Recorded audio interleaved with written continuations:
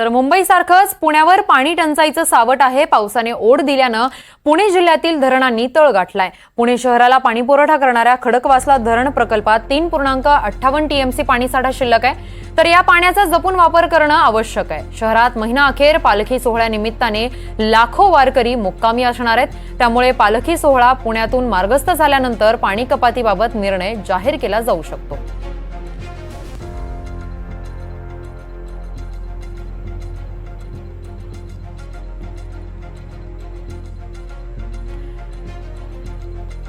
तर आता मुंबईसारखंच पुण्यावर देखील पाणी टंचाईचं सावट आहे। पावसाने ओढ दिल्यानं पुणे जिल्ह्यातील धरणांनी देखील तळ गाठल्याचं चित्र पाहायला मिळते। यामुळे नागरिकांचे मात्र प्रचंड हाल होत आहेत। पुणे शहराला पाणी पुरवठा करणाऱ्या खडकवासला धरण प्रकल्पात फक्त 3.58 टीएमसी पाणीसाठा शिल्लक आहे।